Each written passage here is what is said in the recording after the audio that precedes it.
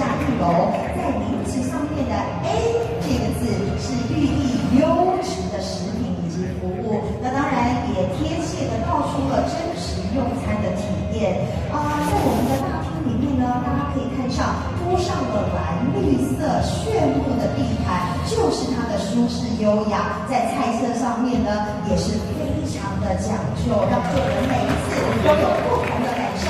恭喜恭喜！带来最精致的用餐体验大概是7到9道菜的套餐，让客人挑选了主菜之后呢，就可以静待尽情的享受这个飨宴。那它的菜色呢是每天更换给我们所有的朋友都有新鲜的感觉，最美好的用餐的体验。好，那在这里呢，我们要特别恭喜我们的女主厨，来，我们主厨这里请。好，来，米宝也在我们的中间，结合了台湾在地食材、法式料理的技巧，还有东南亚饮食的文化，呈现出传统又创新的佳肴。来，恭喜恭喜！好，我们请大家看着前方，来，前方的美女朋友捕捉上精彩的画面。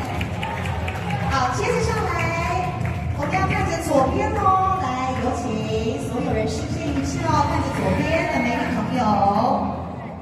没有想过，就是觉得很感谢台湾米其林看到我们，然后也很感谢我们的团队，就是愿意跟我一起努力去达成这个目标，然后还有很感谢我们的客人跟供应商都很支持我们，让我们能够提供给客人每一次很好的用餐体验，那也发挥食材最大的价值。对，谢谢大家。餐厅的那个取向跟一般的那个就是下烧肉不一样你们走的是比较高级的那个和牛的那个产品嘛？那你可以说一下你们的那个餐厅的理念还有你在自己创作料理上面有什么特殊的想法 ？OK， 我们最主要的话是以全牛买进，就是说全部位的日本和牛买进，除了不能进口的，比如说这个内脏部位它不能进口，那其他部位我们都买进来以后，然后我们由师傅用的全冷藏的方式去做分切。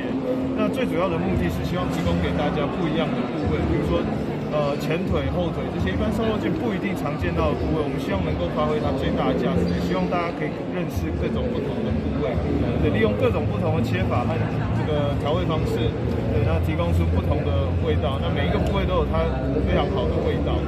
那你怎么会锁定这个和牛来做你的那个事业的那个主轴？基本上我自己很喜欢吃牛肉啦，所以可能因为爱吃，所以就接触了这一块这样子。你的厨艺生涯可以讲一下吗？你怎么样学习这个文化技的领域？基本上之前是在日商有待了大概2年左右的时间，对，然后都是大部分是自学，就是说比如说看影片啦，或者说利用 Google 的方式去查一些东西，然后实做这样子。所以你不是科班的那个餐饮相关的基础来，是自己喜欢烧烤这样子？不太算是啊，是算休闲游戏类的那个本来是什么机器？本来是休闲游戏。所以官方怎么说通知？这个我们不确定，时间不太确定。就是在大陆。前一阵子就有收到。那你收到的时候，当然觉得就是很惊讶，很兴奋，很惊讶。你的招牌菜跟客单价讲一下。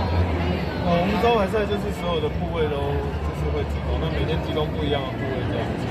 那客单价的话，平均一个在2500。